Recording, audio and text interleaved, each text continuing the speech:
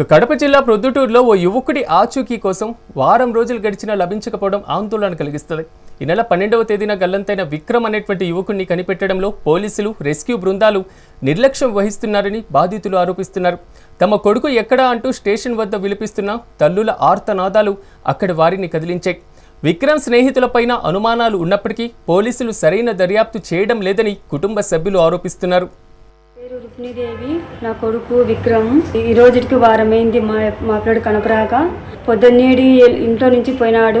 తర్వాత ఏం జరిగిందో నేను పనికి వెళ్ళిపోయినాను. పనికాడికే పోతాను అన్నాడు. తర్వాత వచ్చేసి వాళ్ళు పిల్లోళ్ళు ఇంటికాడికి వస్తాంటే వాళ్ళు ముగ్గురు వచ్చి బలవంతంగా తొలగిపోయినారంట. ఇంటి పక్కల ఎక్క అనింది.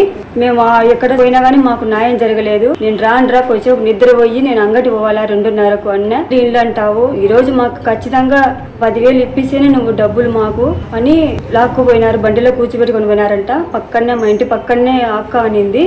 8:30కు మాకు ఫోన్ చేసి నాకు చెప్పినారు ఇట్లా అని. నేను వచ్చానే స్టేషన్ పోయినాము. ఏం సార్, మీకు దండం పెట్టి అడుగుతున్నాను, నాకు న్యాయం చేయాలా.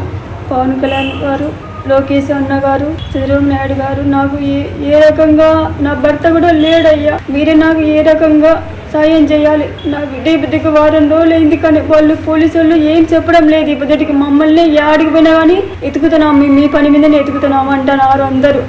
మీరే నాకు సాయం చేయాలా. నాకు ఆరోగ్యం పింఛను కూడా నాకు రావడం లేదు. మీరే సాయం చేయాలా. లోకేష్ గారు, పవన్ కళ్యాణ్ గారు, నాకు ఆర్థికంగా ఎవరు లేరు. ఇంకొక పిల్లోడు ఉన్నాడు, చిన్న పిల్లోడు. పనికి పంపిణీకి కూడా ఆ పిల్లని ఎవరు తీసుకోరు అయ్యా.